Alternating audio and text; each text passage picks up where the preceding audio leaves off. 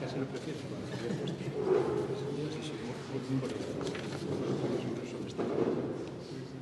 ¿Hay alguien que quiera leerlo? Buenas tardes, muchas gracias por venir. Estas tardes de fines de año se llenan de tantas cosas y noviembre y diciembre son los meses que parece que debieran estirarse para caber todas esas cosas que se ponen antes de finalizar el año. No sé si a vosotros os pasa, a mí me resultan noviembre y diciembre 2 meses extrañísimos en los cuales me parece que tengo que hacer todo lo pendiente, todo lo que no he conseguido hacer a lo largo del año. Dentro de ese final de año y dentro de este año que es para nosotros especial, este 40 aniversario, algo con lo que hemos hecho con particular cariño ha sido el mostrar la colección de arte del colegio, una colección que muestra el compromiso del colegio con el arte a lo largo de sus 40 años de existencia, desde que se independizó del Colegio de Madrid, y que hemos pensado que era una manera muy expresiva realmente de reflejar lo que ha sido el compromiso del colegio con el arte y a través del arte con la sociedad de Cantabria, y también de enriquecer la mirada de los arquitectos hacia la realidad a través de ese arte, a través de esa relación que tiene siempre el arte con la arquitectura mirando siempre al arte como una fuente de inspiración constante.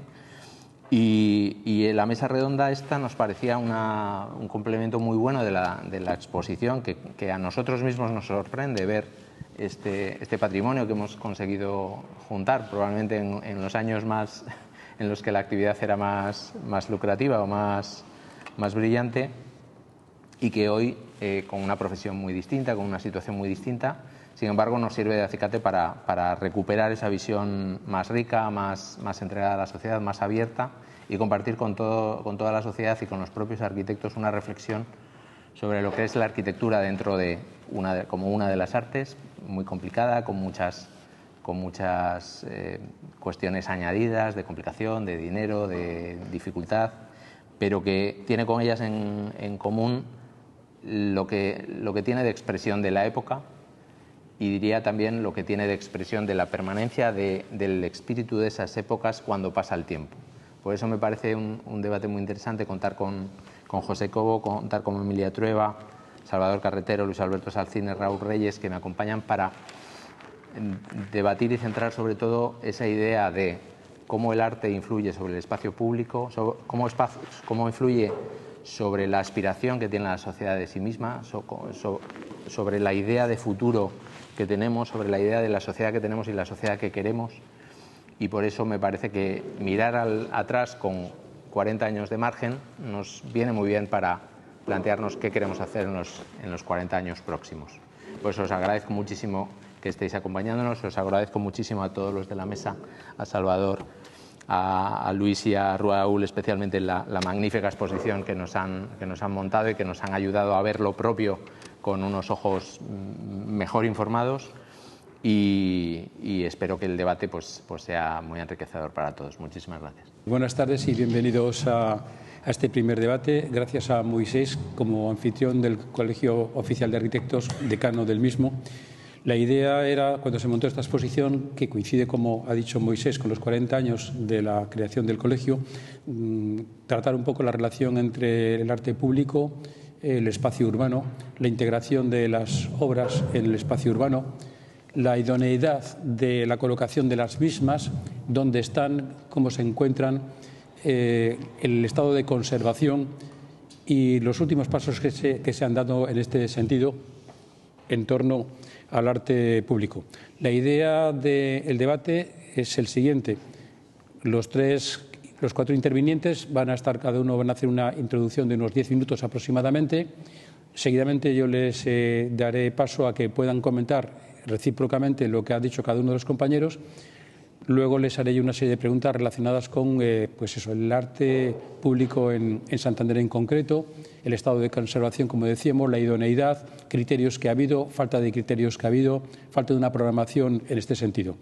La idea inicial es que empiece Moisés como decano del Colegio de Arquitectos. A continuación hablará Salvador Carretero, director del Museo Moderno de Arte Contemporáneo de Santander y Cantabria, una presencia fundamental por ser el director del MAS, pero también por la implicación que ha tenido en los últimos años en cuanto a la ubicación de piezas, de esculturas que hemos visto en la ciudad de Santander.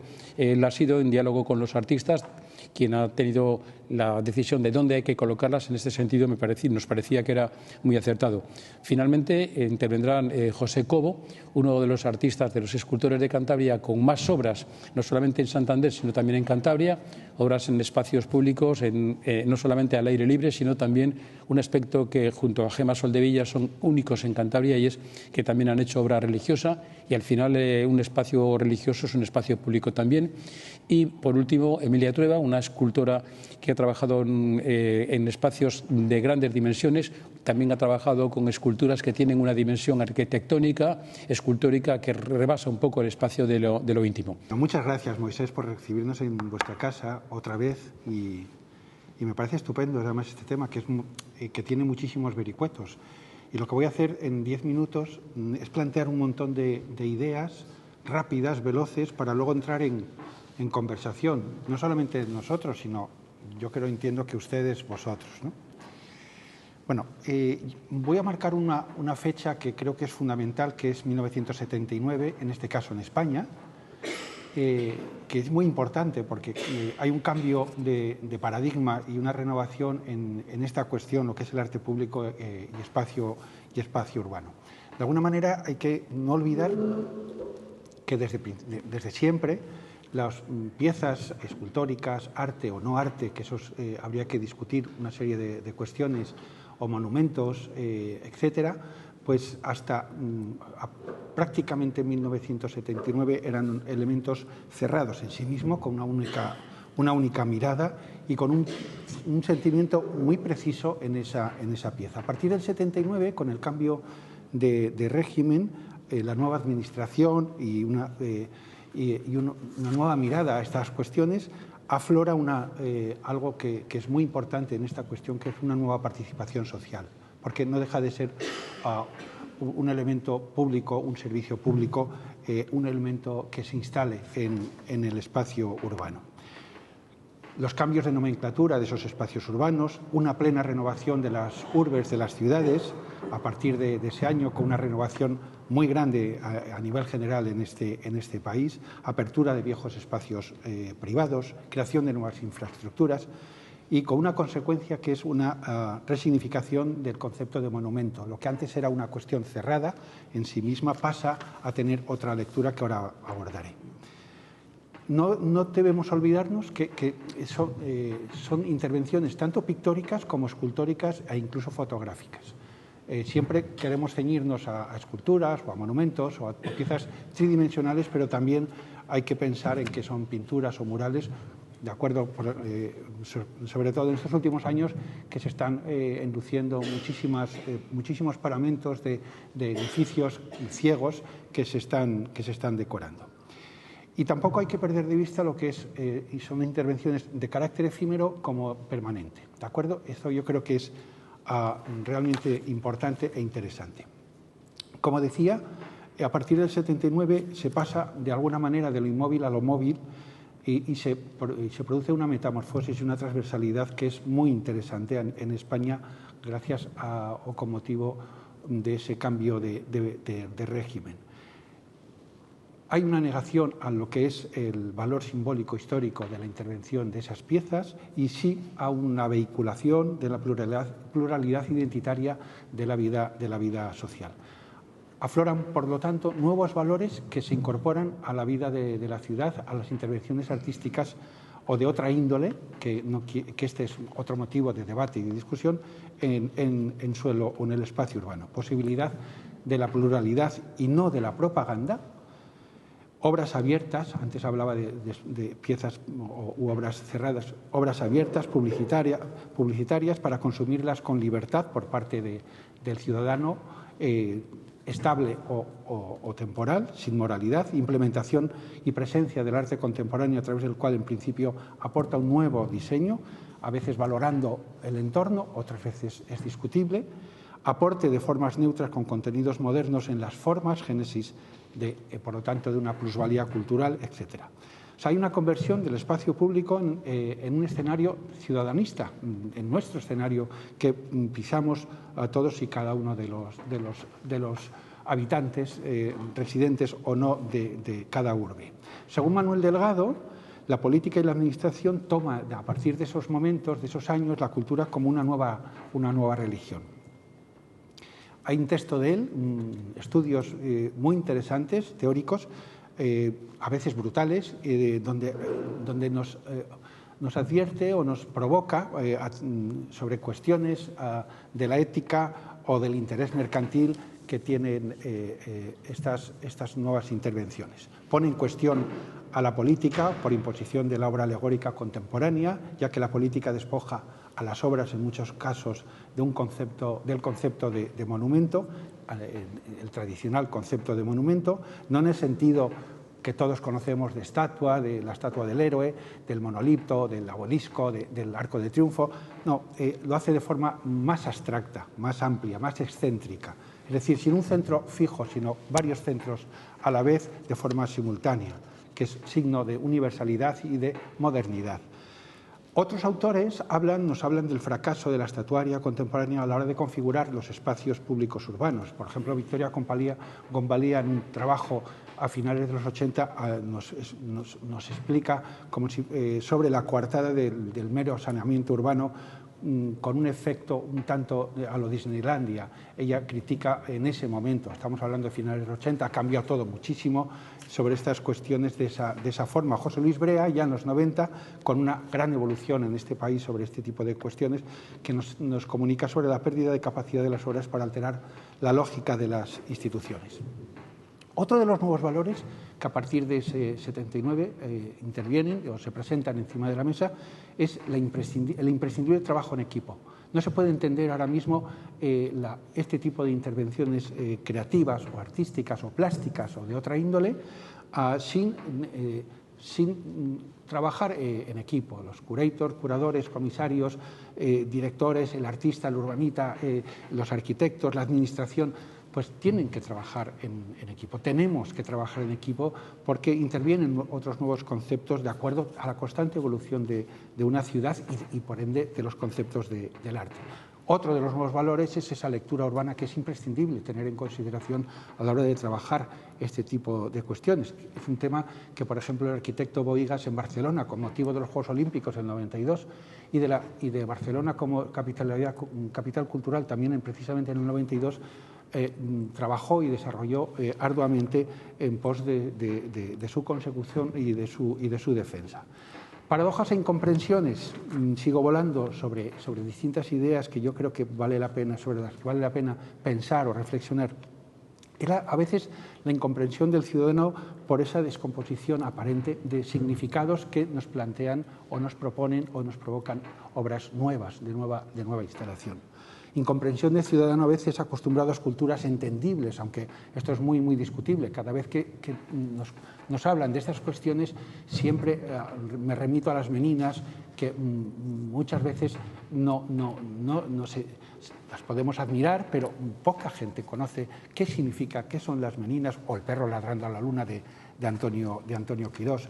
O no se discierne, y lo he dicho así de forma suave, entre lo que es arte, lo que es monumento, lo que es escultura, lo que es mobiliario urbano, incluso, yo a veces digo, lo que son bultos sospechosos. No hablo de la creación y el trabajo de artistas, hablo que en algún caso pues nos colocan algunas cuestiones fuera de un contexto de lectura urbana, etcétera, que parecen cosas extrañas y que provocan una cacofonía de la mirada.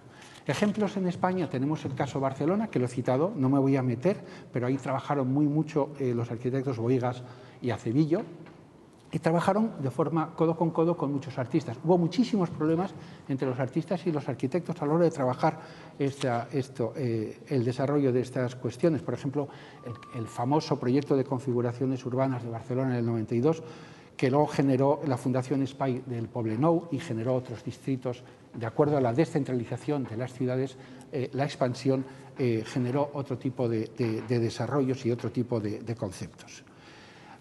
Estos nuevos paradigmas también generan otro tipo de interrogantes o de posicionamientos en torno a la cuestión mercantil o el negocio a través del cual también se pueden discutir muchísimas cuestiones.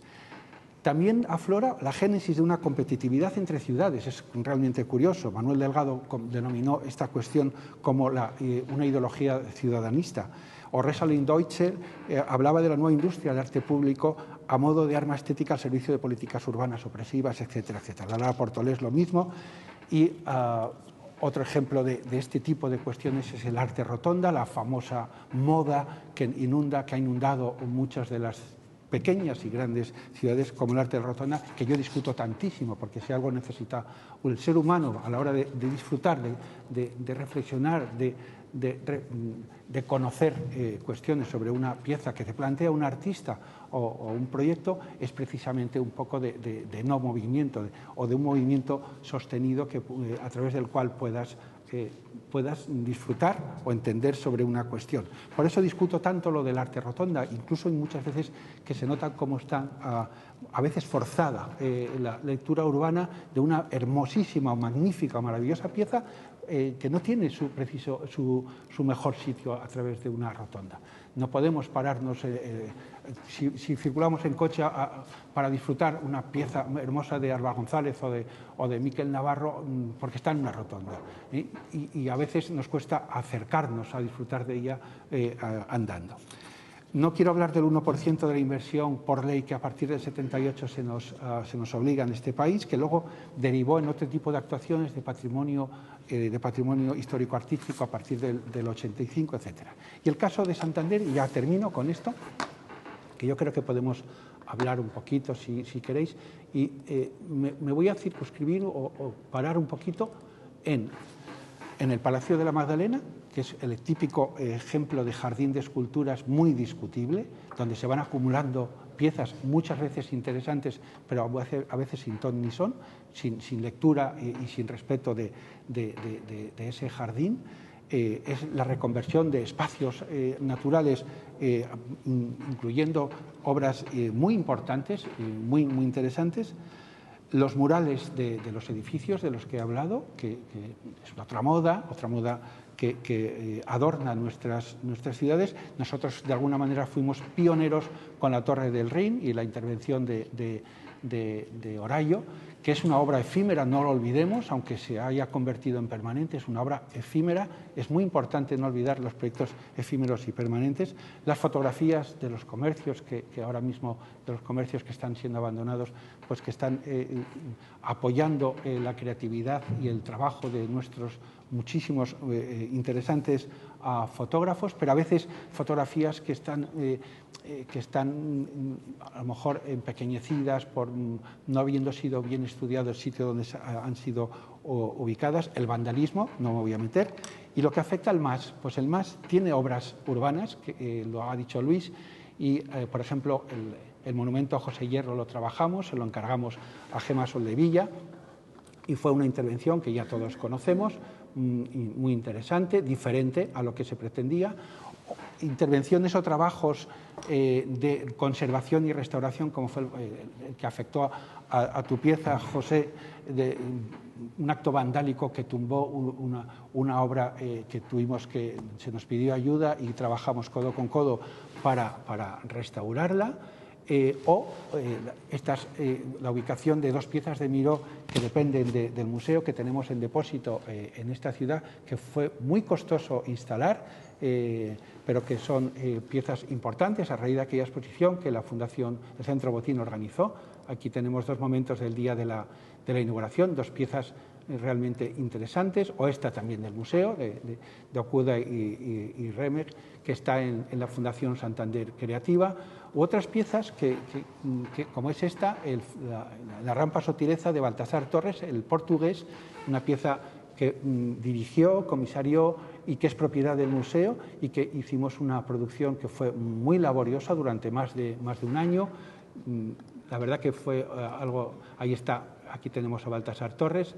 Hicimos en fundición de bronce, tiene más de casi 10 metros, fundición de bronce, la figura de la chica en Oporto. Hicimos el tubo, como vemos, en Guarnizo, en uno de los talleres, y él remató el pintado de la obra, de la figura, aquí en Santander.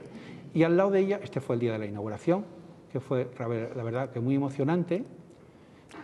Consta en una colección particular santanderina la maqueta de esa obra, también una pieza preciosa, y la ubicación que se ve desde las estaciones de la Plaza de las Estaciones, una pieza muy importante. Y al lado está un artista internacional, hombre.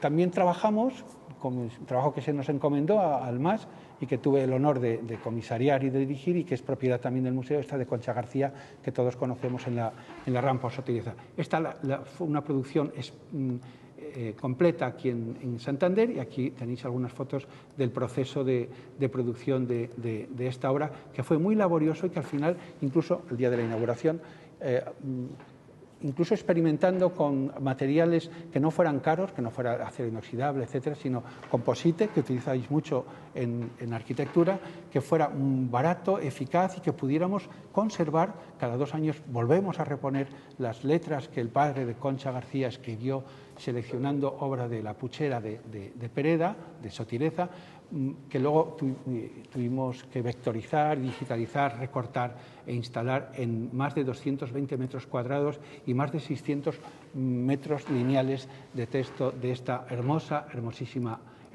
pared. Otras obras, en este caso de Emilio Trueba, que la producción tuvo lugar con motivo de una exposición y una obra que instalamos en la Fundación Santander Creativa, en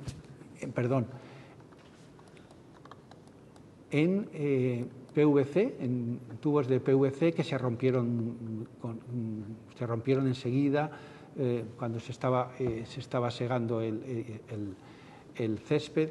Y hablamos con Emilia y consideramos que había que destruirla. Le pedimos autorización, permiso para su destrucción, lo grabamos, lo destruimos, destruimos esta pieza, y sin embargo le habíamos también ofrecido la posibilidad de producir una nueva pieza que está a punto de ser instalada, que estamos ahora decidiendo, y que es una pequeña novedad que os mostramos. Una obra deliciosa, sensacional, tan imbricada en aspectos de la naturaleza habituales y deliciosos de Emilio Trueba. El ejemplo del arte rotonda de Torrelavega, no me voy a meter en él, todos lo conocemos, y es otro de los ejemplos que marcan de alguna manera lo que he venido hablando sobre las intervenciones o unos nuevos paradigmas o negocios de una serie de obras, muchísimas brillantes, excepcionales, muchas de las cuales quizá merecerían otro sitio que no fuera una rotonda. Yo creo que nada más, ¿verdad? Buenas tardes, gracias por venir. Algunos amigos veo, y siempre nos gusta hablar para mucha gente porque lo luchamos un poco antes de llegar. Yo no he tenido mucha suerte porque estos días no he estado muy pendiente, no he podido estar. Pero voy a pasarle mi texto, que lo he escrito una noche difícil, pero que suelo escribir así muy a prisa. Y quiero transmitiros una cosa quiero que lo lea otra persona porque yo soy muy vehemente, y quería transmitiros una cosa. Aunque penséis totalmente diferente a mí, porque es seguro que ya en la mesa van a pensar diferente a mí, vosotros hagáis un ejercicio como cuando vais a ver una película o cuando que entréis en el personaje, ¿no? Que el personaje soy yo, la artista soy yo, y llevo muchos años trabajando, ¿no? Entonces, cualquier mirada mía es una mirada muy personal, pero sí que pido que hagáis el esfuerzo de no criticar lo que se cuenta ni criticar lo que se dice, sino interiorizarlo y pensar un poco, bueno, cómo pienso yo, ¿no? Se lo voy a pasar a Moisés. Se titula Una mirada sí, enfrentada, porque es que vivo enfrente. Una mirada enfrentada. Introducción. Desde una mirada enfrentada, el recuerdo y la vivencia de la propia experiencia, partiendo de la singularidad del lugar del que procedo, que sin duda creará una identidad en la reflexión muy subjetiva, la visión del entorno urbano desde el recuerdo infantil del campo y la naturaleza donde me he criado tiene destellos de irrealidad. Una irrealidad que busca el campo inmenso, el bosque, la naturaleza imprevista, las playas solitarias y agrestes, rodeadas de acantilados y formas hermosas. Recuerdos de enormes árboles viejos con sus sinuosas y esperanzadoras ramas elevadas al cielo del respeto, a los caballos, a los perros y la empatía con los animales de la granja, cerdos, cabras, patos y conejos. Desde ese arca de Noé infantil, en el que atemorizan también las alimañas, los murciélagos y las serpientes que atraviesan incómodamente los sueños y perciben lo complejo y dificultoso de la naturaleza libre, de lo arduo de vivirla y acomodarse a ella. Desde ahí llegas al entorno urbano de una ciudad pequeña, te gusta ir a la zona alta de un determinado lugar donde se establece la población más rica o de mejor clase social, esa zona turística y amable. Sin embargo, abandonas esa fachada y te acercas en pleno agosto con un agobiante calor al otro lado de la ciudad, algo más populosa, y ves el contraste. Te preguntas, ¿cómo se puede vivir aquí?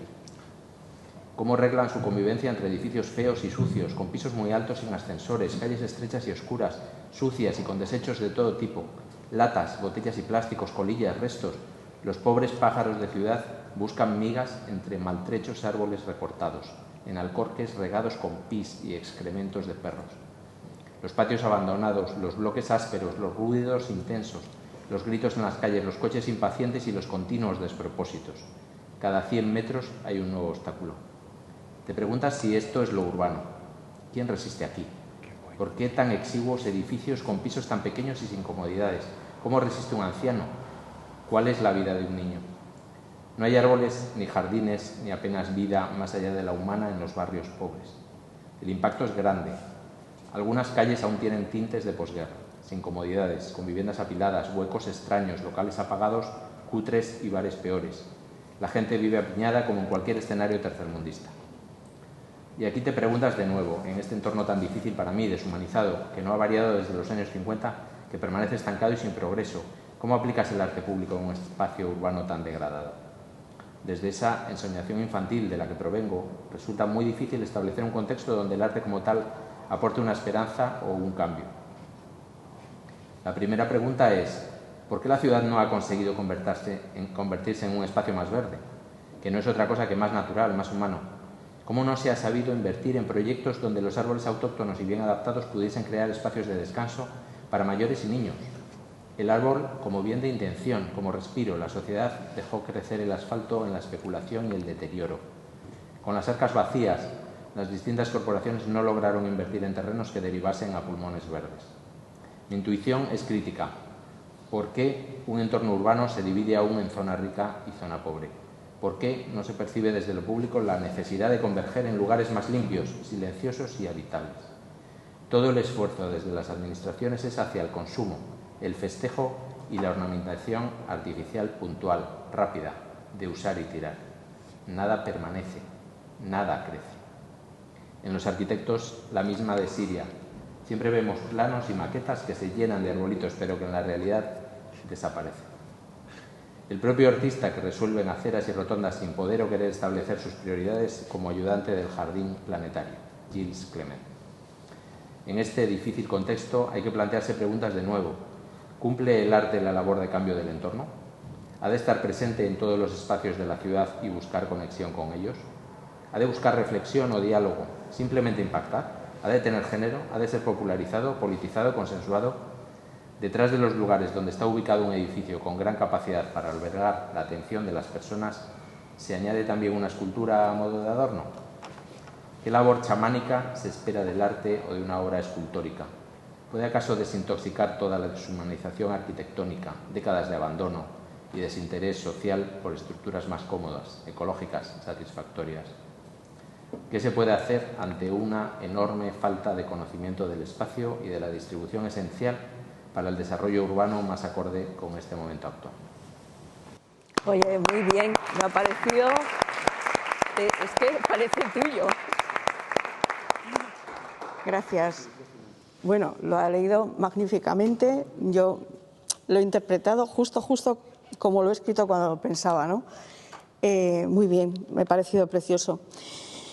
Yo tenía que intervenir con alguna cosa más porque esto me parecía una cosa que me gusta escribir y quería transmitiros, ¿no? Pero bueno, dentro y uniendo a todo de lo que hemos dicho aquí, que no podemos cambiar todos estos años de inutilidad, creo yo, de pensamiento social sobre la ciudad. Vamos a hablar de El jardín en la ciudad. Es un trabajo que hice en el 2016 en Estados Unidos, en Nueva York.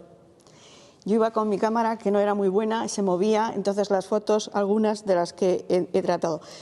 Hice unas 3.000 fotos. De las 3.000 fotos, hubo una época en que tuve que dejar la escultura por distintos, pero como decía Oteiza, por un tema económico. Una escultura cuesta mucho dinero y tú no puedes producir 3 esculturas al año y ni siquiera pequeñas. Entonces cogí la cámara de fotos. En el 2016 hice este proyecto que se titula El jardín en la ciudad. Entonces, os voy a leer también otra pequeña cosa que habla, ¿no? No es mío, esto. Con la constatación de la finitud ecológica, las sociedades humanas se ven obligadas a reajustar su proceso de desarrollo, sus técnicas de cultivo y su sistema de reciclaje. De todas las lecciones que nos han enseñado la ecología, la toma de conciencia de un espacio finito que se acaba y no extensible es probablemente la revolución con más consecuencias, la más difícil de aceptar, la ciudad reciclable. ¿Qué ciudad sería posible reciclar? ¿Qué es una arquitectura reciclable? Sino una arquitectura efímera y frágil, capaz de descomponerse para después reconstruirse. ¿Qué sociedades aceptarían ver desaparecer sus construcciones por razones ecológicas y espaciales? ¿Se puede reinventar el espacio habitable reciclando todas las fuentes de consumo y convirtiéndolas en materiales nuevamente útiles para la construcción y el uso cotidiano? Sin embargo, el verdadero peligro, aquí se añade, que ya ha hablado Salvador Carretero, es el mercado, ¿no? Una especie de concertación planetaria que obliga a las empresas a producir cada vez más residuos para poder construir y especular cada vez más. Si miramos las reflexiones ahora mismo de esta macro del clima, ¿no? Si reflexionamos, ¿no?, cómo se ha juntado el que produce el petróleo con la justificación de que se va a terminar la combustión fósil. Entonces es como una locura en la que interviene, por supuesto, el mercado. No hay otra locura. Y esa locura es la que también genera un continuo debate en la sociedad, pero que es una inseguridad la que nos genera, como si nosotros fuésemos los que tuviésemos que plantearnos ese cambio social. No, no. El cambio social lo tienen que establecer los estados, las gentes que nos están ahora representando, ¿no? Pero bueno, es un acto más del circo tan terrible que es que se nos presenta así y así te lo tienes que tomar. La intervención del artista en la aventura del jardín, el jardín es en modo metafórico, ¿no? Podría ser la ciudad.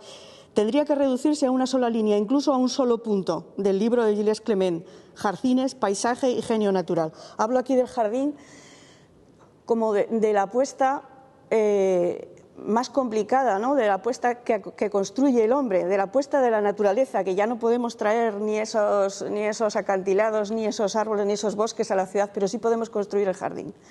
Y ahora quería que pasase Raúl, el jardín en la ciudad.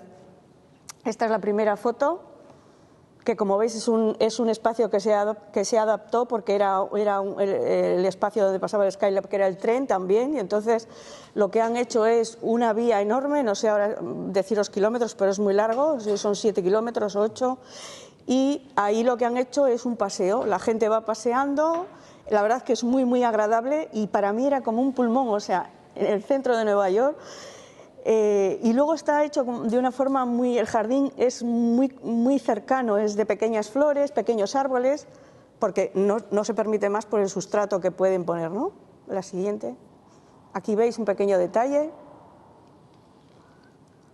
Aquí si veis lo que quiero, no tengo puntero, pero bueno, déjalo.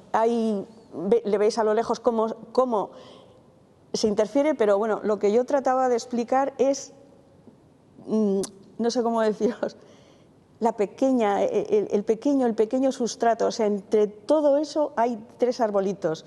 Luego hay una pequeña terraza donde alguien está construyendo. Pasa a la siguiente foto. Esto es Central Park, por supuesto es un pulmón, ¿no? Ves la instalación como está y Central Park está lleno de gente, les cuesta muchísimo mantenerlo, pero bueno, no deja de ser un pulmón dentro de... Sigue pasando. Eran edificios enormes, había 4 arbolitos abajo. Este es un jardín amplio donde se para, donde se termina y empieza habrá otra foto y empieza el mar, No quiero extenderme más porque no sé si me he pasado de tiempo allá.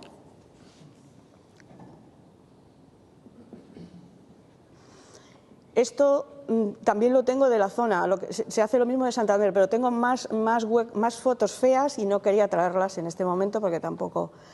Si os fijáis aquí está la terraza, tiene ahí cuatro cositas y era lo único verde que había en kilómetros. Aquí los 4 árboles que os dije antes, que están abajo. Luego continúo con una pieza que ha presentado antes Salvador, que es la escultura Proyectos Sombra del Alma. Esta es una obra mía que se terminó en 2019 en una solución definitiva que es aluminio. Es una obra enorme, 4 metros por 2 y pico. Traigo unas imágenes de cómo se hizo en aluminio, en el taller, que nos gustaba este acabado, aunque ella en general se llama Sombras del Alma. Esta pieza es una pieza de interior, se titula Sombras del Alma, porque son las sombras que en realidad la luna proyectaba sobre las cosas de mi casa, sobre las paredes, ¿no? Y entonces, como yo tengo el cerebro un poco así, caótico, lo que quería era construir una espiral cuadrangular. Si os fijáis, son cubos, son cuadrados, y la espiral es completamente es antinatura, porque es una espiral cuadrangular, va constantemente y además es infinita. ¿No? Yo podría seguir poniendo y hacer más de 4 metros, podría hacer 10 metros, 12 metros, hasta que yo quiera, es siempre infinita. Aunque parece una obra sencilla, es estéticamente, formalmente es difícil de construir. Pásala ya.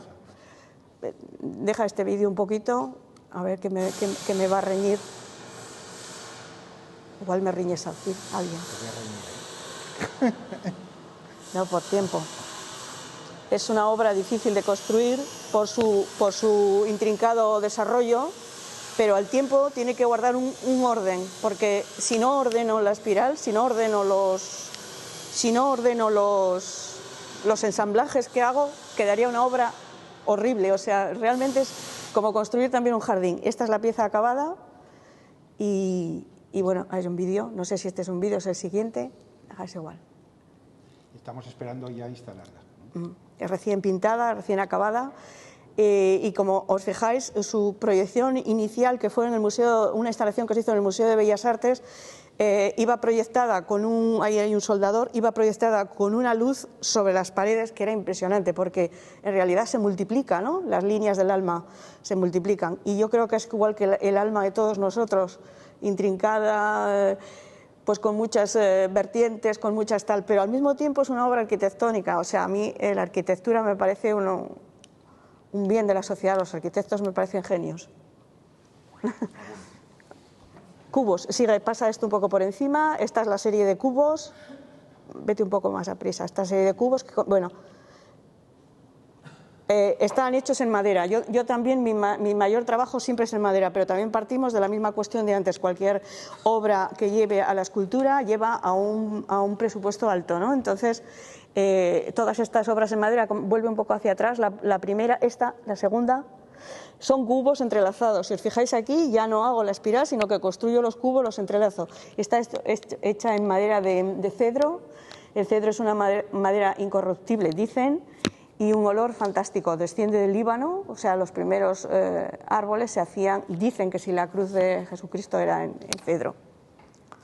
Y bueno, este es un poco mi trabajo y lo que yo quería presentar.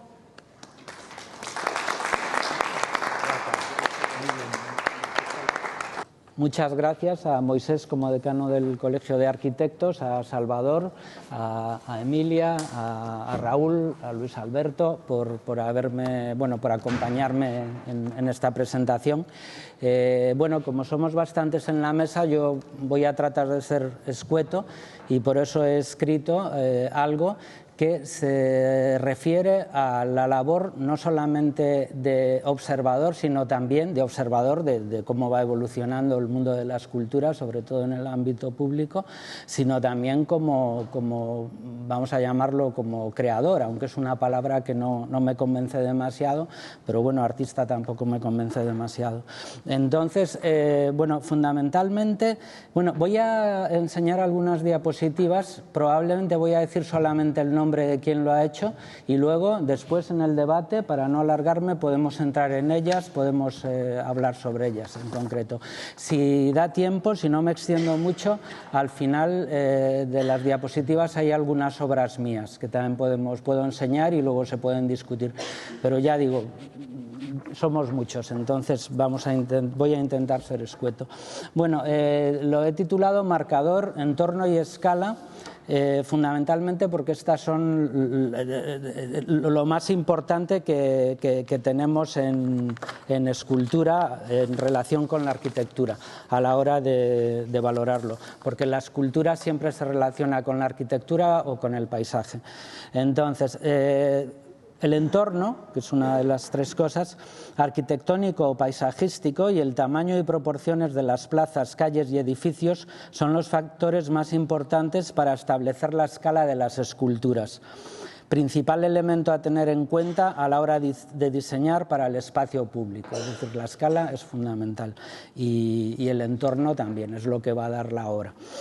El entorno lo marcan las edificaciones, la antigüedad y los estilos arquitectónicos de las plazas y fachadas, más o menos ornamentadas, y las líneas curvas o rectas de los edificios, la amplitud de las calles y de los espacios abiertos al horizonte, como en parques o paseos marítimos.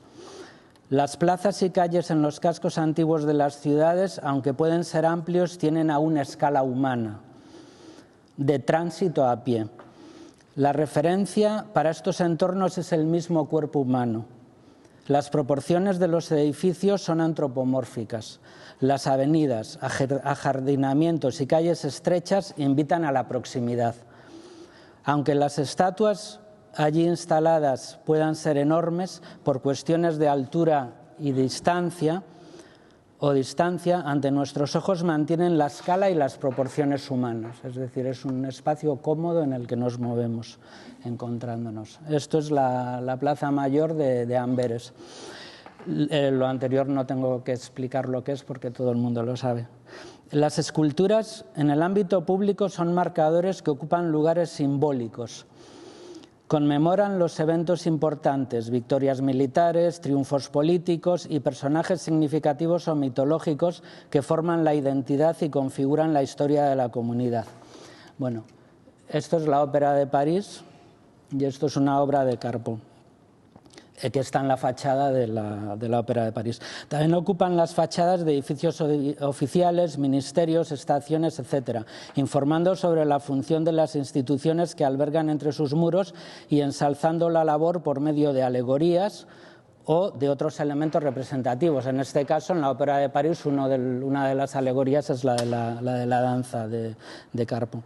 Las esculturas tradicionalmente se erigían sobre peanas que las distinguían y elevaban. Ocupaban un espacio imaginario separado de lo cotidiano, de la misma manera que el marco separa la escena de un cuadro. La escultura abstracta que emergió en el siglo XX cumplía con la misma función simbólica y estética que la escultura figurativa tradicional, integrándose en el paisaje urbano y ejerciendo el mismo papel de marcador simbólico. Ambas se sustentaban sobre bases de separación que las distinguían, a veces conceptualmente autónomas, pero siempre integradas en el estilo del lugar o acertadamente oponiéndose a él, en armonía con las dimensiones del espacio urbano, cumpliendo con las premisas de entorno y escala. El gran logro de la escultura abstracta de formas geométricas es que se podía ampliar indefinidamente para adaptarla al tamaño de todo emplazamiento o cualquier emplazamiento por medio de la multiplicación de sus planos y ángulos, o sea, un procedimiento bastante sencillo, sin detrimento de su forma. Estas ampliaciones podían hacerse por procedimientos mecánicos antes del advenimiento de tecnologías digitales y de escaneado que permiten ampliar volúmenes irregulares y complicados, como los de las formas humanas. El escaneado es el desarrollo avanzado del tradicional sacado de puntos que utilizaban los escultores por medio de compases para traspasar las formas del modelo de escayola a la escultura final tallada en piedra o en mármol. El escaneado permite ahora ampliar formas complejas o calcular y construir edificios escultóricos, como son los de Frank Gehry o Zaha Hadid o bueno, otros muchos que podíamos luego. En los entornos más recientemente urbanizados, que se extienden hacia los extrarradios en todas las ciudades grandes o pequeñas, surgen alineaciones de rotondas que se suceden a lo largo de las autovías, cuyos trazados desaparecen tan lejos como la mirada pueda llegar. A veces estas vías son nudos con sus nudos de rotondas están flanqueadas por distantes alineaciones de viviendas impersonales. Son no lugares, carentes de historia y de vida, de espacio y de escala suspendidos, reacios a la comunicación vecinal y al esparcimiento público.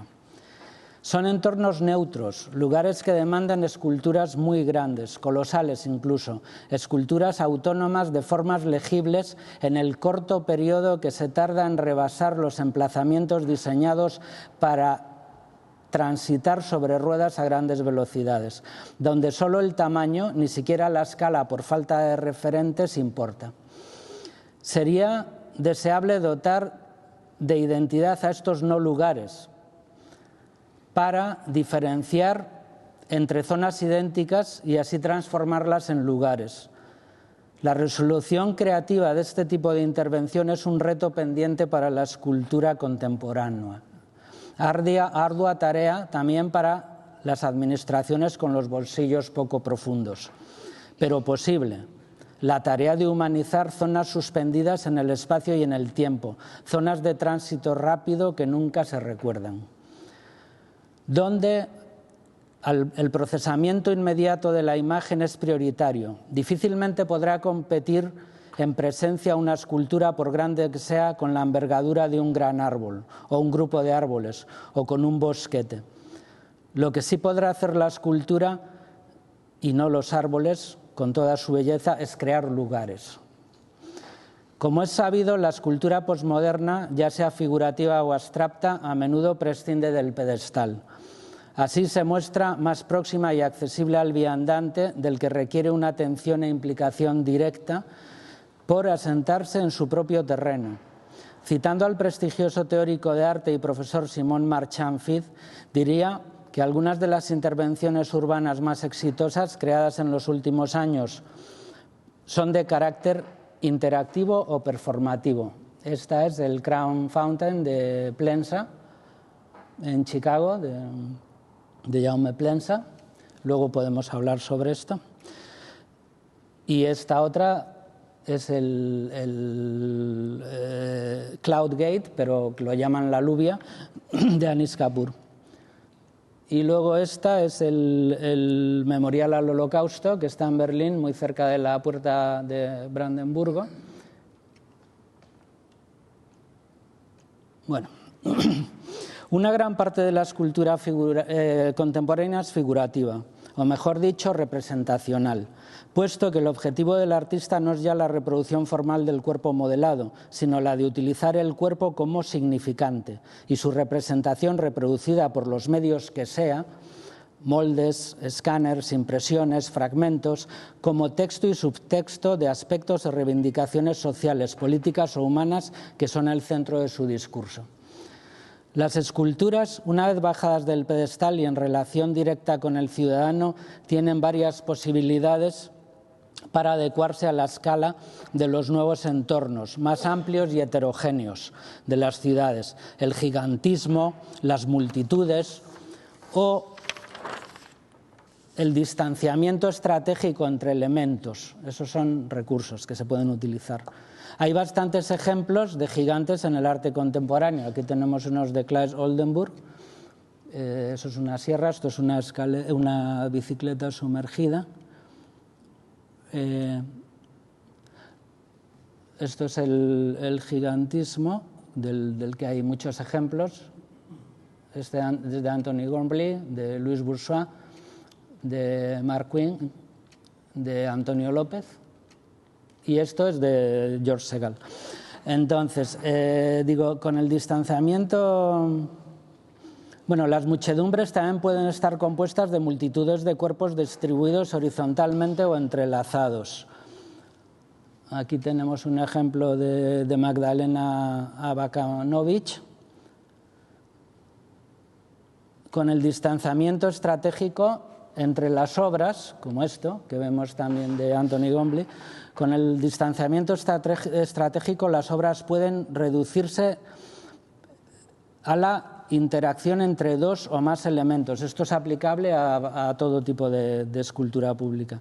O figuras cuya relación espacial activa líneas imaginarias, como en este caso, de fuerza entre ellas. También una sola figura debidamente diseñada. Esto es el Neue Wache, que está en Berlín, y aquí es donde han puesto una escultura ampliada de Kate Kalwich. Entonces, también una sola figura debidamente diseñada y colocada puede impregnar con su presencia grandes espacios alrededor de ella. Es decir, que hay muchas opciones. La mayor parte del arte contemporáneo es autorreferencial. Ha perdido su carácter de marcador simbólico. Celebra el compromiso de la comunidad con el arte y refleja el propósito de enriquecimiento individual y social a partir del arte. En los parques de escultura brotan ordenadamente, independientemente entre sí y ajenas al lugar, las obras de autor, de artistas internacionales de gran prestigio. El aspecto favorable de esta tendencia es que se valoran los discursos individuales acreditados por el mundo del arte. Se presenta como una colección. El aspecto malo o pernicioso es que los parques de escultura se replican por todo el mundo, con obras similares, colecciones deseables y valiosas pero clonadas. Cumplen una función muy diferente en lo que se refiere al aspecto simbólico, manteniendo sin embargo su valor expresivo y artístico. Bueno, y luego, no sé si me dará tiempo, aquí se ve una obra de Emilia, cumpliendo una función muy diferente que la estatua de Don Marcelino. Y esto es un museo de arte contemporáneo que no me he podido resistir a enseñarlo, que está en Berlín, que se llama, es el Búnker, lo llaman, y es la colección de Boros, de un coleccionista privado. Y entonces hay esculturas que se sitúan en el terreno público de una manera indirecta, son casi como los toreros que saltan al ruedo, los espontáneos, ¿no? Esto es una de las puertas del Búnker, ¿no? Y a mí la escultura esta me fascina, me parece extraordinaria. Bueno, la cosa es que este artista, que no recuerdo ahora su nombre, le encargaron hacer una exposición. Y entonces su exposición fue aparecer un día con una grúa y poner ese pedrusco gigantesco en la puerta del museo para que nadie pueda entrar. Entonces le gustó tanto a Boros que lo que hizo, como esa era la puerta de tránsito, la única de tránsito, lo que hizo fue cambiarlo de puerta, pero ahí está permanentemente. Entonces, bueno, esto. Y bueno, he traído algunas obras mías, pero no sé si tenemos tiempo. Sí, bueno, algunas obras públicas mías. El monumento al incendio y reconstrucción de Santander lo conocerá mucha gente. Este es el mármol, nada más llegar de Italia. Esos son los bloques con los que tallamos la escultura, que yo considero una escultura de una obra de juventud, pero que, bueno, simplemente por ir muy rápido. Lo fundamental de esta composición son figuras alegóricas, pero lo fundamental de esta composición es que tenía que ir mirando a la ciudad, es decir, orientada al sur, no al norte. Y debemos de admitir que Santander pues, es bastante lluvioso, nuboso y todo eso. Entonces, lo que hice fue una forma general cóncava, de tal manera que difícilmente podría entrar el sol, solamente podía entrar un poquitín por la mañana y un poquitín al anochecer por los lados. De tal manera que siendo formas muy redondeadas y al no tener una luz radical, vamos a decir una luz fuerte que suele aplanar hacer planos más claros, ¿no?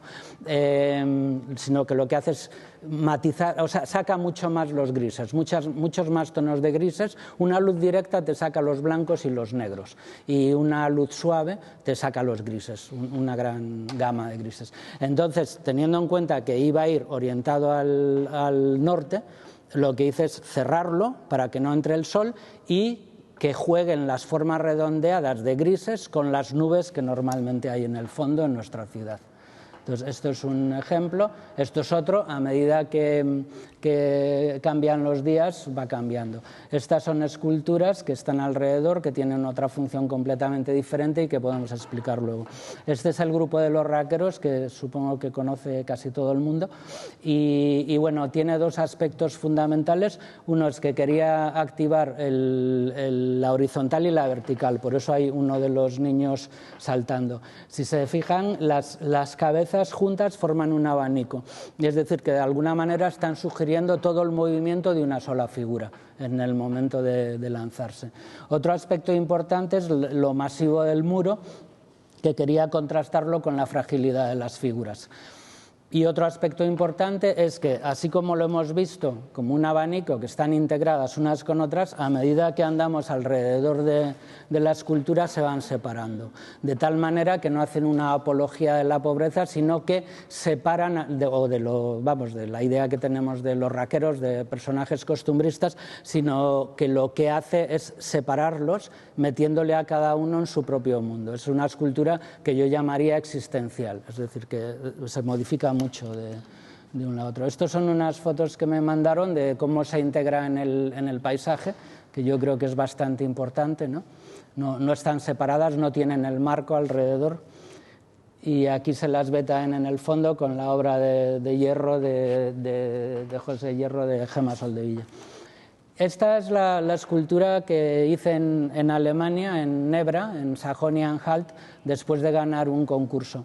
El tema es sobre la representación, el poder, una serie de cosas, y había que hacerlo en un fragmento del bosque, que yo lo que hice fue escanear varios árboles y hacerlos en bronce pulido, de tal manera que se podían distribuir. Cada uno de ellos es exento, vamos a decir, es alto, cada uno tiene casi 3 metros, entonces da sensación de poder que normalmente concentrarías en la vertical, ¿no? Pero sin embargo yo quería representar una continuidad en la horizontal también, siguiendo las líneas de la Tierra. Bueno, podemos luego hablar más de ello. Estos son, aquí se ve bien cómo están escaneados. Bueno, es que podría entrar en muchas cosas, pero hay un castillo medieval por allí. Todo esto es por el disco de Nebra, que se encontró en un monte muy cerca de donde están estas esculturas. Han hecho lo que llaman el Camino del Arte y han puesto 3 instalaciones. Esta es una de ellas, ¿no? El concurso lo ganamos, un japonés, un alemán y yo, es decir, 3 esculturas que hay.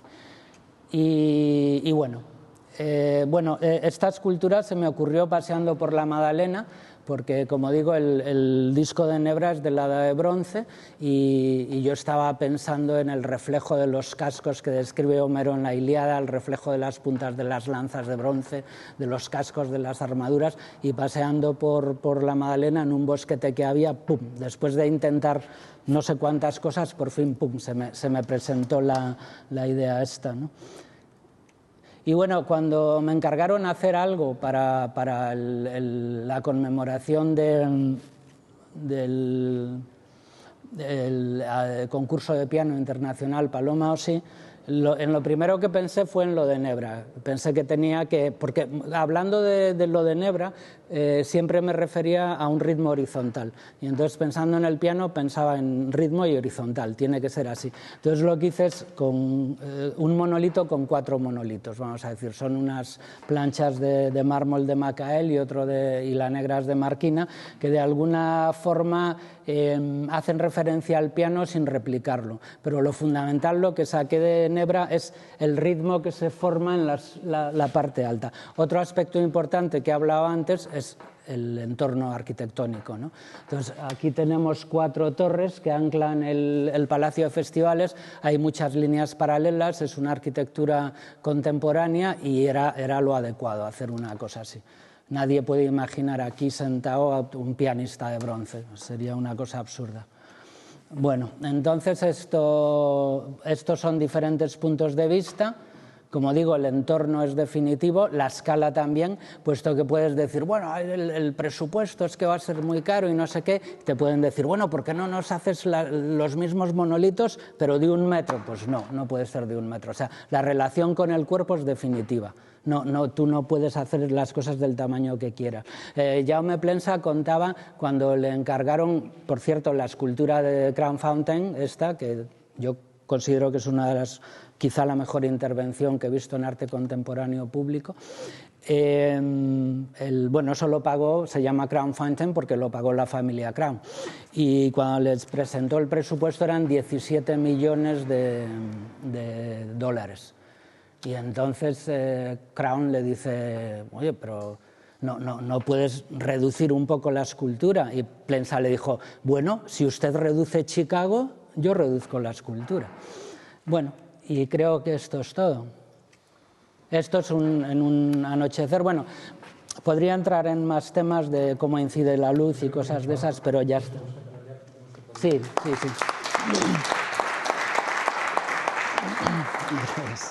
Ahora, como en lo que han hablado cada uno de ellos, el resto han estado tomando apuntes, lo que podemos hacer es un turno de intervenciones de cada uno de vosotros sobre lo que han dicho vuestros compañeros.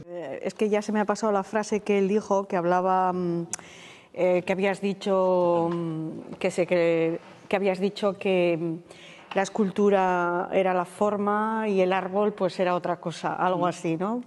Bueno, ese trocito. Es que no apunté lo que habías dicho, he apuntado lo que yo pensaba.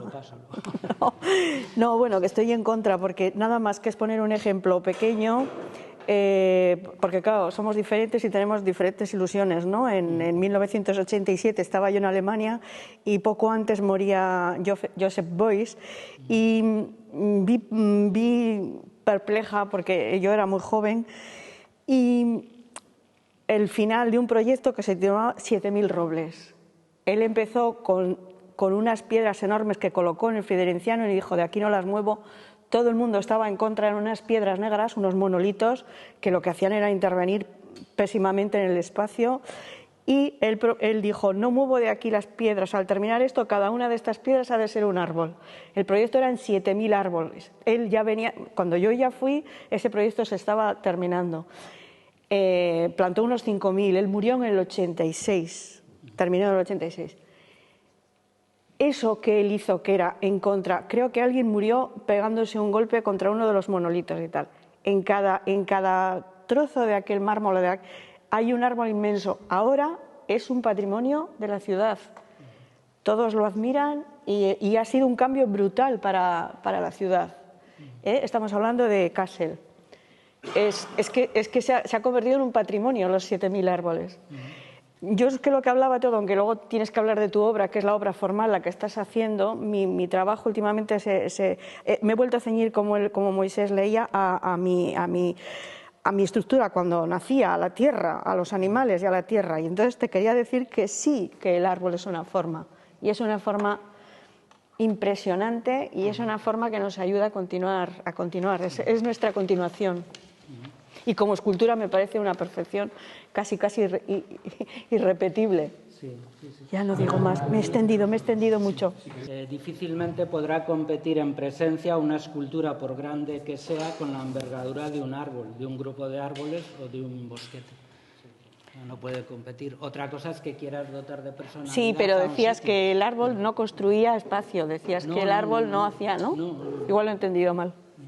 No, porque son que la escultura hacía... No, digo que el árbol tú lo puedes poner como Beuys. Vamos, si yo pudiera también haría como Beuys y diría, bueno, pues venga, vamos a poner árboles en todas las rotondas. Pero eso es una cosa y lo otro es otra. Yo solo voy a llevar un poquito el agua a mi molino Seguramente es muy buena idea la de rellenar las rotondas de árboles. Yo estoy con Salvador, que una rotonda no es sitio para una escultura, desmerece la escultura y probablemente hay pocas esculturas adecuadas para rellenar una rotonda. Me parece que has mencionado tú los no lugares de Marc Augué, que es un libro casi de referencia para arquitectos de mucho tiempo, y realmente hay cantidad de trozos de la ciudad y desarrollos urbanos que se han constituido en espacios sin alma, sin identidad y sin un camino claro de cómo pueden evolucionar hacia espacios con identidad, que no sean de tránsito y de tránsito rápido, sino que sean de estancia y de estancia amable y sitios con los cuales los ciudadanos se puedan identificar, ¿no? y puedan hacer suyos. Entonces, uno de los grandes retos lo ha mencionado también Emilia, que es el cómo hacer belleza en estos trozos también de ciudad que se han hecho como se ha podido, ¿no? Un poco la vida se va haciendo un poco a retazos, cada uno tiene el cerebro tan perjudicado como le toca, pero sí que si hay algo en lo cual el arte yo creo que puede ayudar y puede ayudar muy de cerca a la arquitectura, es en esa acción de convertir espacios que han salido como se ha podido en espacios que podamos desear, que la gente pueda hacer suyos, que la gente pueda apreciar. Salvador remarcaba cómo se había producido ese paso de un arte que era como la representación institucional de unos valores sociales quizás no tan accesibles para expresar la diversidad y para incluir un poco todas las sensibilidades que pueda haber. En el espacio de la ciudad tiene que ser ese espacio inclusivo, tiene que ser ese espacio en el cual pues mucha gente pueda expresar cosas distintas y expresar sobre todo la convivencia de esas cosas distintas, ¿no? Del árbol, de la escultura. Por ahí me gustaría que siguierais, porque me ha parecido súper interesante todo lo que habéis dicho. He tomado un montón de notas, pero todavía... Yo creo que nos interesa mucho que hablemos todos, y que incluso planteemos cuestiones. Habéis dicho muchas cosas muy interesantes los dos y a veces contradictorias, que también es muy, muy interesante. Tu pesimismo, me ha encantado tu texto, pesimista, pero real como la vida misma, es una naturaleza... Sí, perfecto, es una naturaleza muerta. Es una naturaleza muerta, en este caso urbana, una chivitas realmente interesante. Y me ha gustado mucho el tema que siempre se pasa de puntilla sobre la lectura urbana y lo que has dicho de la falta de conocimiento del espacio que has relatado. José, has puesto la diapo de la magnífica pieza de Miquel Navarro de Torrelavega, que la propia rotonda, que es un horror, esa pieza tan hermosa, tan brillante, que esté ahí, como la de Chema Álvar González, que es otra pieza fascinante, la de los cuadros, ¿no? Que está en otra rotonda, nunca lo entenderé. Os podría contar una anécdota, bueno, os la voy a contar. Estando con mi madre viendo una exposición, estaba ella en silla de ruedas, yo le llevaba, estábamos viendo una intervención interior, en este caso, y yo la llevaba. Y de pronto ella me reprende: Salva, más despacio. Aquello se me quedó grabadísimo. Sí, mamá, más despacio. No puedo disfrutar de esta pieza. Y aquello se me quedó grabado. Y es lo que discuto. Hay rotondas que sí, vale, perfecto. Alcobendas, San Sebastián de los Reyes, Madrid, etcétera, etcétera. Pues el tema de la rotonda, que se pasó de tener 28 en 1975 a tener 25.000 ahora mismo, y que siempre se pretende como, en realidad viene a ser un negocio, ¿no? Al final y demás, pero has puesto esa pieza que duele verla allí, que además está todavía en su pedestal, porque la rotonda ejerce de pedestal cuando no está a pie de calle, que es lo que uno querría, ¿no? Como si abrazáramos un árbol. ¿Por qué no? Me quejo del vandalismo, y es verdad, de la pieza de Baltasar Torres, que está destrozada y cada 2 años, a una altura de 2 o 3 metros, siempre tiene grafitis, pero es que me gusta ver a la gente abrazada como un árbol, aunque luego nos quejamos, y con razón, de que los secuoyas se están destrozando por abrazarlos, ¿no? Por no respetarlos. Ese lugar no lugar, y las intervenciones urbanas y el no pedestal, a pie de calle que has hablado, José, que es tan interesante. Pero yo creo que podríamos hablar de... Pues si alguno de ustedes quiere hacer preguntas... Solamente una cosa, que he puesto la pieza de Miquel Navarro mientras decía que la escultura abstracta lo que consiguió es ampliar cosas. No lo he puesto como ejemplo. No, Lo he puesto como ejemplo de lo fácil que es ampliar, como la de Chema Álvar González o como la de Plensa que hay ahí también, o la de Schlosser. La de Plensa es magnífica. La de Plensa es quizá la que mejor lectura urbana tiene de todas ellas, es la de Jaume Plensa. Su casa, su estudio es quizás la que mejor y más perspectiva tiene, porque como además nos acercamos a ver exposiciones, la vemos ahí, ¿no? Aunque es una pena porque es otra grandísima obra que está en un sitio que quizá desmerece, ¿no? la pieza, no integra, ¿no? lo suficiente, ¿no? Apostillando un poco sobre lo que estáis diciendo, quería decirte, siempre, siempre y pocas veces se ve así como se desea siempre un museo, unas paredes libres y tal, un campo, un sitio, un lugar donde haya escultura al aire libre. Y es recoger todo eso que habéis dicho y que has dicho, ¿no? Poder pasear, digamos, un Chillida Leku, pero no solo de Chillida, sino pequeñas informaciones, pequeños paseos, siguiendo con lo mismo que decíamos, buscar unos terrenos que puedan humanizar y dejar a los niños correr y dejar la imaginación correr. Pero bueno, esculturas al aire libre sigue siendo un proceso caro y se quedó en esos sueños noventeros, ¿no? Principios de los 90. A ver, Domingo. Yo creo que un poquitín lo que habéis dicho todos, Moisés y Emilia y todos, el arte contemporáneo en su evolución ha sido un poco la de salir de su ensimismamiento que sucedía a nivel expositivo, en las galerías, en los museos, para adentrarse y para participar quiere ser protagonista de las necesidades y de los problemas de su sociedad. Y se ha adentrado en la cuestión urbana, en el problema urbano, ¿no? Y el problema urbano, como ha dicho Emilia, por supuesto que excede al arte, por supuesto que está impregnado de una historia, de una evolución, del urbanismo, y el urbanismo es la naturaleza en la que vivimos, la naturaleza que nosotros mismos vivimos en nuestras consecuencias, ¿no? Y el arte se incorpora a esas consecuencias con todo el conflicto que eso supone, ¿no? Y va a trabajar como un factor en ese tal, y se le va a manejar como una herramienta para solventar los graves problemas urbanos, que son urbanos, pero en realidad son humanos, son de habitabilidad, ¿no? Y lo que pasa es que el arte va a sufrir también en ese debate. A veces saldrá bien parado y a veces sale mal parado, pero y unas veces se mostrará en su diálogo y otras veces servirá únicamente como consuelo, ¿no? Y quisiera acabar con una brevísima anécdota que me ha pasado recientemente, si da lugar a ello, que es, tuve ocasión de estar una noche en un hotel en Valladolid, y a la vuelta me llegó un correo a casa pidiendo una encuesta.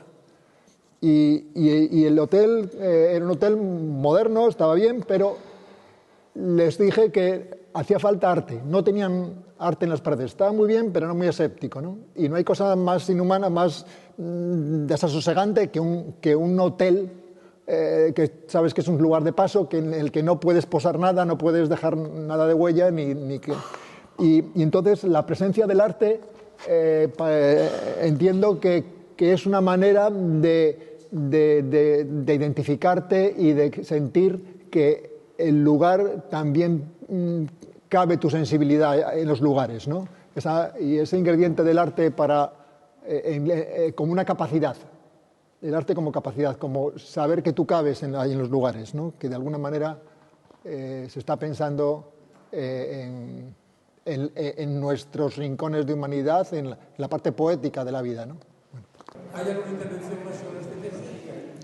Sí.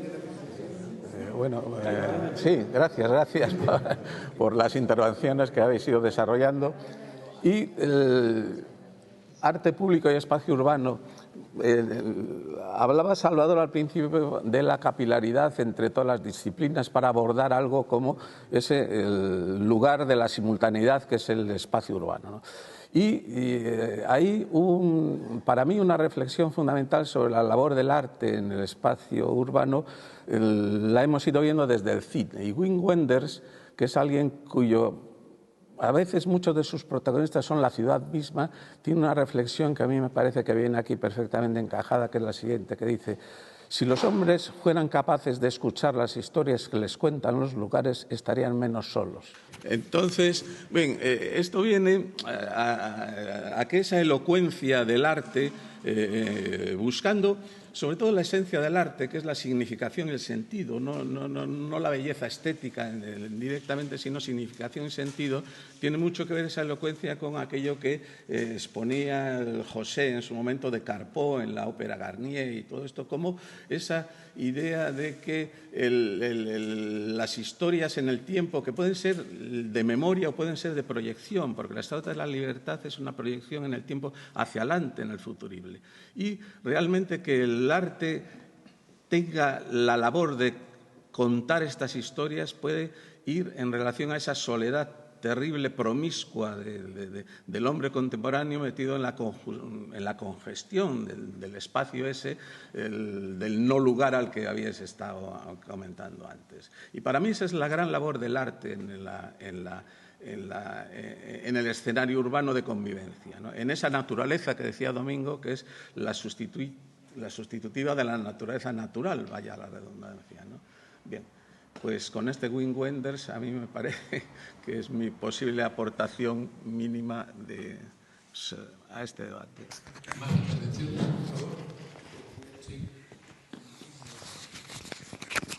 Hola, buenas tardes a todos.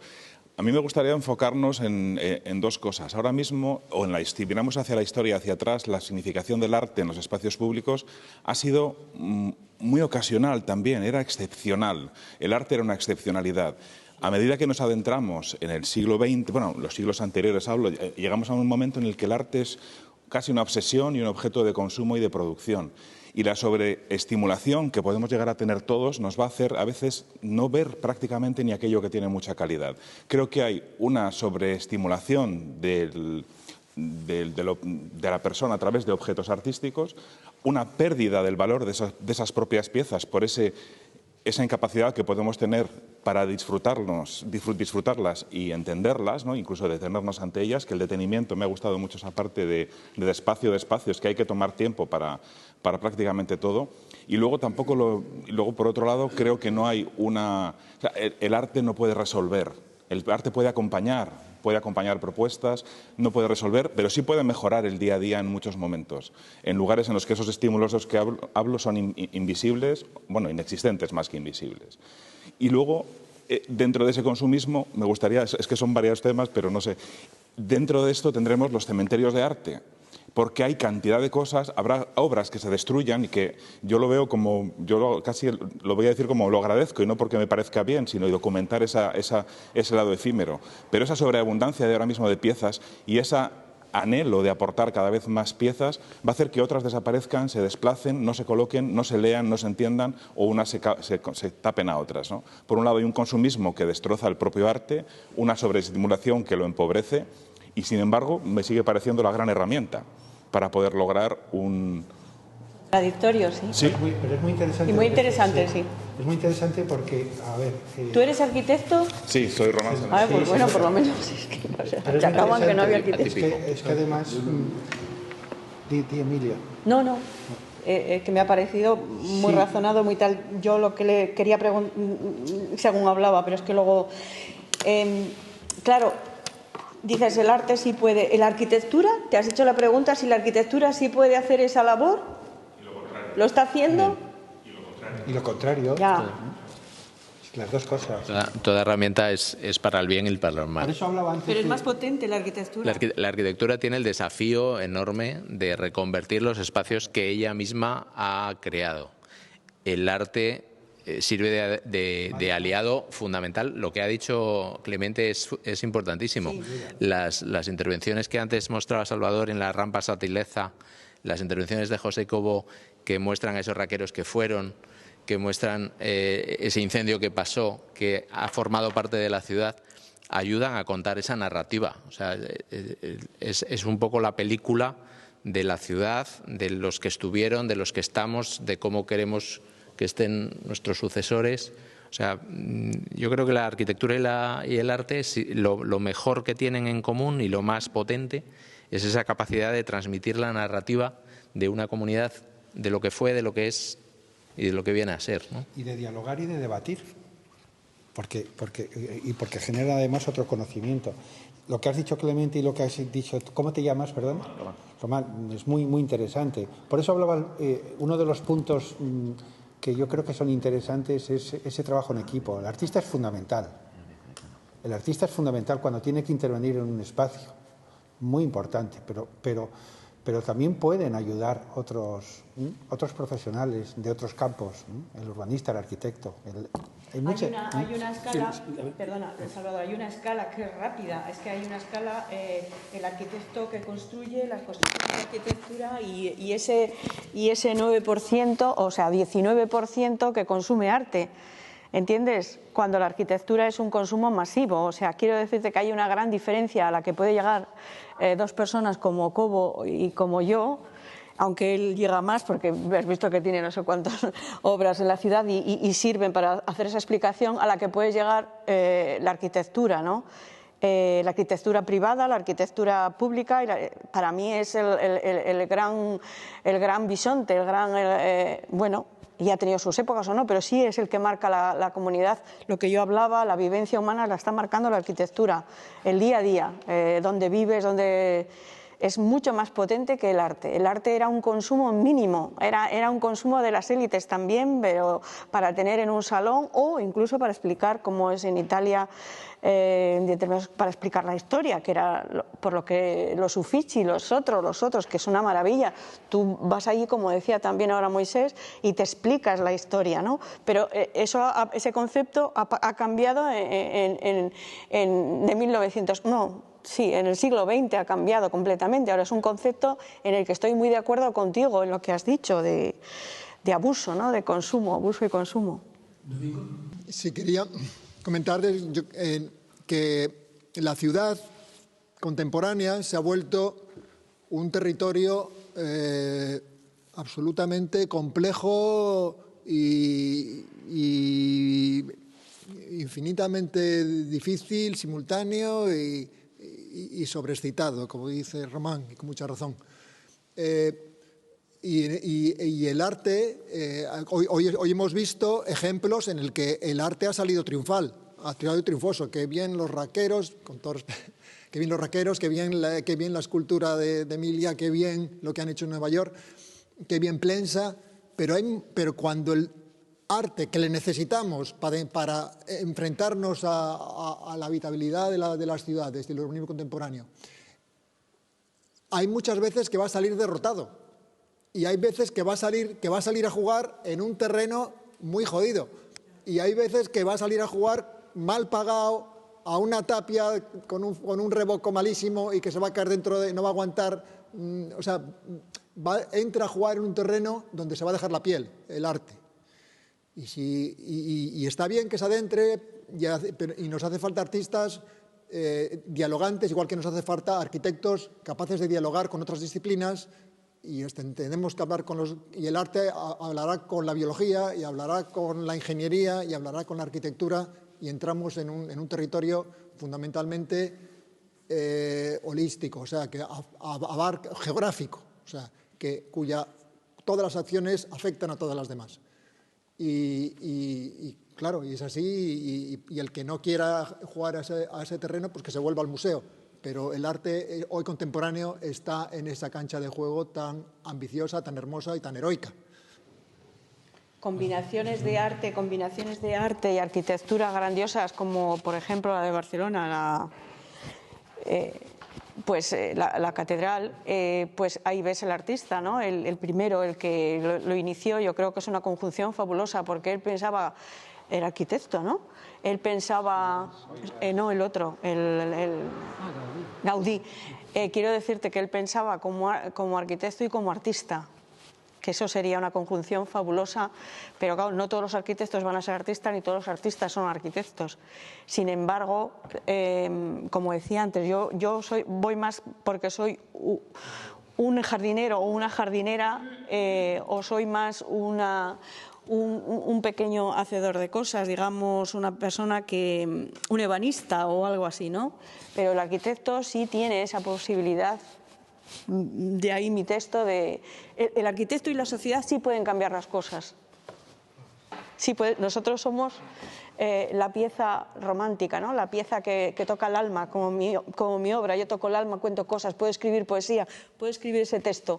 Pero la sociedad, o sea, todos los que estamos aquí, en general, todos somos los que vamos a cambiar esta ciudad.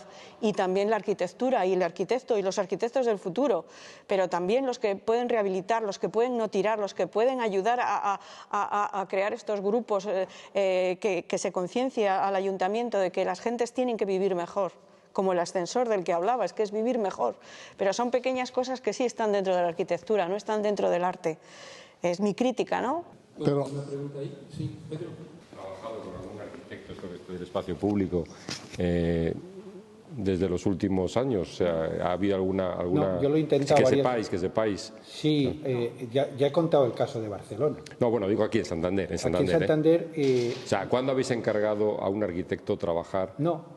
Y además, a ver, esto es somos una región brillante en escultores.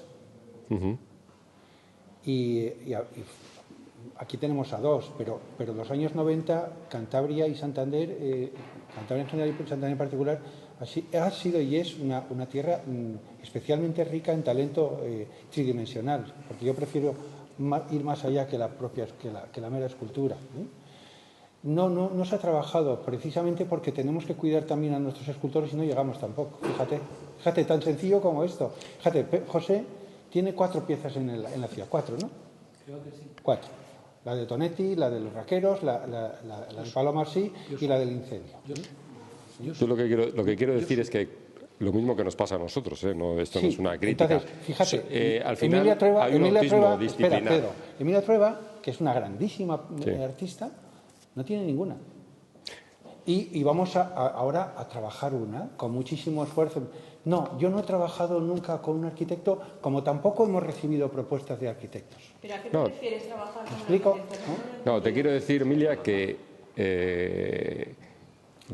cuando estudias historia del arte y ves, por ejemplo, las plazas del Renacimiento, en el cual la colocación del arte es fundamental para el diseño del espacio urbano, o sea, de la arquitectura y de lo que se conforma, se ve que ha habido una clara relación, o sea, las esculturas conforman espacio urbano. Yo ahora me pregunto en Santander, por bajar a la arena, ¿cuándo eso ha ocurrido? ¿Cuándo se ha planteado que con el arte queramos conformar y digamos que más allá de la posición concreta de las piezas vamos a hacer espacio urbano? Sí, pero eso es diferente. No, pero es que en ese momento es cuando entramos los arquitectos. Claro, pero eso es muy interesante. Entonces, ¿cuándo ha ocurrido eso? Pues yo creo que no. Que yo desde que estoy viviendo en Santander, en el franquismo desde sí. toda la vida en Santander. Pero en el franquismo sí. En el franquismo sí. Podríamos ir, y ha habido arquitectos que han trabajado con escultores y podríamos hacer piezas muy significativas. Y hablo de la plaza porticada. Pero en los últimos años, desde luego, no se ha incorporado a los arquitectos a la situación. Claro, pero estamos hablando de otra. No, mira, te voy a decir 2 ejemplos, por ejemplo, por no entrar con vosotros que estáis aquí. Yo creo que el monumento que se ha hecho a Said Martínez, a don Ramiro Said Martínez en la Alameda de Cacho, yo creo que eso lo han colocado los arquitectos y se nota. O sea, dónde está puesta, cómo está puesta, la orientación y, sin embargo, la escultura, vamos, el busto que es magnífico, de González Linares, que ha dado vueltas y revueltas, al final se ha colocado allí en mitad del Prado, mirando a la Bocana, sin más ni más. O sea, hay una clara, diciendo, bueno, aquí te lo coloco, ¿no? Cerca del escenográfico, por decir algo, ¿no? Como las piezas del ahí ves Palacio... una clara identificación de dónde tienen que estar las cosas, cuál es el espacio y dónde tienen que estar situados, ¿no? Los criterios para intervenir, creo que podemos aportar algo. No, debéis aportar. Es que debéis aportar. Bueno, pues no ocurre. debéis pues, proponer, plantear. Es tan sencillo como esto. Pero yo creo que a ver. lo que él está diciendo, Salvador, es que desde la administración, pero estamos hablando de ti Bueno. ahora, No, yo estoy hablando en general también. En general, se trate primero con el arquitecto y el arquitecto A ver, con el escultor. Que Si tiene que tienes- haber si tienes razón, un estamos momento. hablando de espacio urbano, que estamos hablando de espacio urbano. Sí, no, por supuesto. Por sí, supuesto, sí. que es A el ver, debate, déjame- la razón del debate, el espacio urbano y la relación con el arte de la escultura. Sí. Pues vamos a creo- ver qué es lo que ha pasado. Vamos a ver qué es lo que ha Estoy- pasado para este debate, más allá de filigranas teóricas. Estoy muy de acuerdo con lo que estás diciendo. A ver, si es que no estoy en contra de lo que está diciendo, estoy muy de acuerdo. Sucede que aquí nunca ha habido a ver, nos podemos preguntar, ¿ha habido proyecto de ciudad alguna vez? Pregunto. Hombre, por favor. Claro que sí. Claro que sí, ¿verdad? En ensanche ¿Y o quién? Cazoña, Claro, pero- malos o buenos. Claro, Pero, Fran, efectivamente. ¿Hay proyecto de ciudad hoy? Pues, bueno, es un momento que Es que llevamos son con el plan de preguntas. general del 97. Estoy lanzando preguntas. A ver, Están en ello. Había uno. Estoy lanzando preguntas muy interesantes. Claro, claro. Evidentemente. Muchas veces hemos planteado generar o crear una comisión de intervenciones urbanas plástico-arquitectónicas para que estas cuestiones sucedan. Y podía ser una solución, es decir, que existiera, no fuera vinculante, pero fuera consultiva, y no existen. Es que podemos pegar un repaso a dónde están situadas las buenas esculturas en Santander. Muy fácil. Y vemos cómo Porque es. yo lo he dicho al principio del todo. Hay que No las buenas esculturas, perdona. He querido decir hacer una buena ubicación de esculturas. Claro, es todo. Es la buena pieza, buena ubicación, son muchas cosas. Porque no solo, por ejemplo, acabamos de hablar de una pieza de Miquel Navarro. Una pieza de Miquel Navarro que está desubicada. Y la destrozas automáticamente porque está mal ubicada. ¿Quién se ha planteado ubicar esa hermosa pieza ahí? La administración. Claro. ¿A sugerencia de quién? Entonces dices, bueno, Falta pues, la pata de la administración en el debate. y Y al final es quien toma las decisiones, de alguna manera. hay más decisiones, porque a lo mejor el artista, si yo hubiera sido Miquel Navarro, yo no hubiera permitido colocarla ahí. ¿Cómo? Ahí encerrada, desestructurada, sin lectura correcta, urbana. Pero a veces el artista no tiene la mano de... Bueno, No, por supuesto. pero por eso digo que hay muchos flecos y muchas cuestiones que trabajar y debatir. Claro que estoy de acuerdo contigo. Como hay que trabajar y tener más dinero y más economía y más presupuesto, lo ha dicho también Emilia, ese tipo de intervenciones son no caras, carísimas. Has contado antes lo de los millones de dólares por una pieza de... Lo demás es que esa pieza de prensa, lo que se ve es la punta del iceberg. Ahí en el Grand Park, Exacto. que tienen un aparcamiento debajo, y lo que ocupa la maquinaria es 10 veces lo que ocupa el Claro. Y luego el mecenazgo externo, privado, aún brilla por su ausencia. Y que aquí no hay ese tipo de cuestiones. Hay muchas cuestiones que habría que hablar y debatir. Yo creo que daría para otro debate específico, en Santander en concreto, porque estaría bien plantearse qué criterios ha habido o qué criterios hay a la hora de incorporar el arte público en Santander, en ese intento de humanizar la ciudad, pero también otras intervenciones que son más próximas, más inmediatas, yo creo, urgente, como son, por ejemplo, el estado de conservación de las piezas, cómo se encuentran, porque algunas están muy deterioradas, no hay que recordar la de Jesús Sotero de José Luis Hidalgo, tantas otras. Posiblemente buscar otra ubicación, porque hay algunas que no se ven, recordemos la de Agustín Riancho de Villalobos en Numancia, etcétera, etcétera. También incluso un respeto a los artistas, y es que hay muchísimas obras que no figura quién las ha realizado, ni tampoco la fecha en la que se han instalado, ni el motivo tampoco, con una mínima leyenda de ello, ¿no? Yo creo que todo eso había que hablar. Yo también, y que luego repito, que es un debate para más específico el tema de Santander, el tema del muralismo, las nuevas incorporaciones que ha habido en el arte público con los murales, tanto pictóricos como de cerámica, la desaparición en un momento determinado, como las construcciones en los años 60, y hablamos de arquitectos, incorporaban pequeños murales, o bien en el portal o bien en el exterior del edificio, eso desaparece con la crisis económica. Ahora aparece la reivindicación de los murales, y unos murales de tipo, muchas veces, de tipo crítico, o colectivos con una serie de reivindicaciones. Todo esto creo que queda pendiente y es una invitación a que Moisés en el colegio se pueda abordar. Cosas que pueden ser más, digamos, más inmediatas, ¿no? La identificación de las obras con el territorio, como antes decía, con la comunidad. El caso de una obra de José Cobo está el mundo de los Requeros o el tema del recuerdo del incendio de Santander en un espacio muy concreto y con un motivo muy concreto. Buscar esa relación de la obra con el entorno y con la memoria, con la identidad del territorio. Todas esas son cosas a tener en cuenta. Pero quería decir una cosita, Luis, porque las 4 intervenciones tuyas son magníficas, José, ¿me explico? Y ojalá tengamos más, pero porque parecía que como tienes 4, como que parecía que...